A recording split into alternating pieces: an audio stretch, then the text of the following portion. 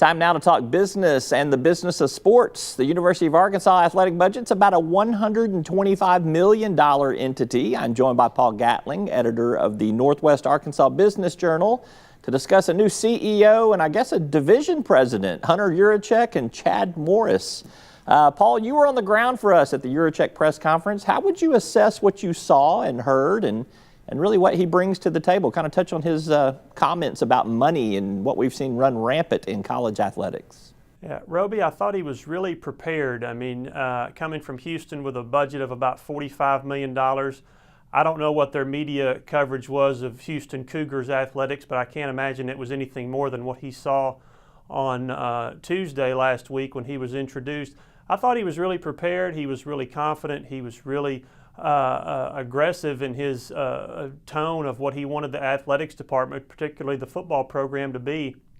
I got a chance to ask him a question about, I left all the sports questions to all the sports reporters, but I wanted to find out what his thoughts were about the college athletics landscape where we are. He's been in college athletics since 1990 after he graduated from college. He's worked his way up at numerous schools, big and small. So he's been around when there was no TV revenue, no TV contract money, no coaching salaries of $75 million guaranteed like Texas A&M is giving Jimbo Fisher.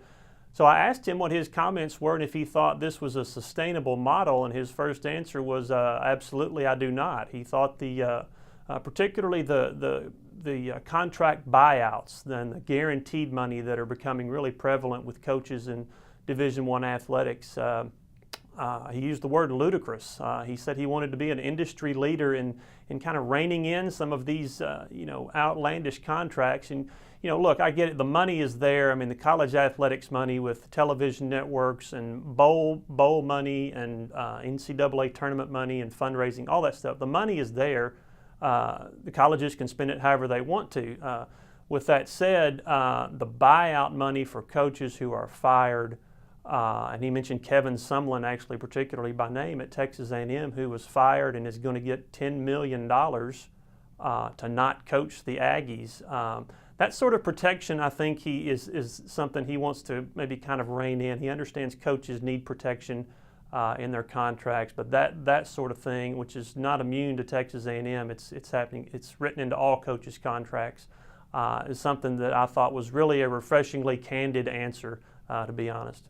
We'll have to review your contract and see where your buyout clause stands these days. So, Coach Chad Morris is going to get a pretty good pay hike from SMU. How does his contract compare to Coach Bielema, and does it comport with what the new athletic director criticized? Yeah, his press conference was more pep rally than the Hunter Yurachek conference. They were held 24 hours apart last week. I also thought he was really energetic, really polished, really great with his answers in the Q&A, and really had a great vision for what he wants the football program to be in his time here. He said that he wanted to be a high-fast, high-powered offense. I think his quote, and you'll probably see it on a T-shirt, I'm sure, get in the left lane, pop the clutch, and put the hammer down. But in terms of contract, you're right. You mentioned, his contract's for $3.5 million a year, a 6-year contract. He's coached for 3 years and has won 14 games in the Division I level. You compare that to Brett Bielema's initial contract at the University of Arkansas. That was $3.2 million.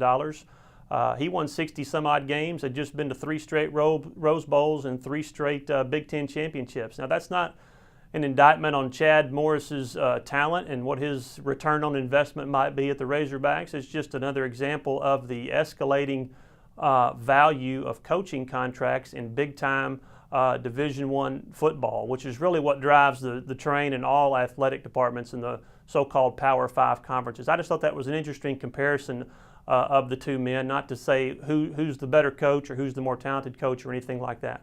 All right, last question for you. The newness of a new coach and a new coaching style alone is surely going to boost some attendance at football games. Talk a little bit about why that is so important, to have a football program that is the principal driver of your athletic department budget. Missing out on a bowl game, poor attendance at games, these things affect revenue, right? Football programs are the cash cow of big-time Division I college athletics programs. You're right, there's no doubt about it. When you don't have a winning program, a successful season, just going at it from game to game, season to season, when you're missing maybe 30,000 people from a stadium that seats 76,000, that's 30,000 fewer people that aren't spending any money. That's a lot less excitement. You know, I'm not what you'd call a dyed-in-the-wool Razorback fan, but I've lived in Arkansas my whole life, and I've lived in Northwest Arkansas for about 16 years, and I've always said it's just a lot more fun up here when the Razorbacks are good. I don't have any skin in the game one way or another, but you're right. I mean, just from a morale standpoint, from an economic standpoint, people are going to spend money, go see the Razorbacks, make an effort to go see the Razorbacks in this age of every game is on television.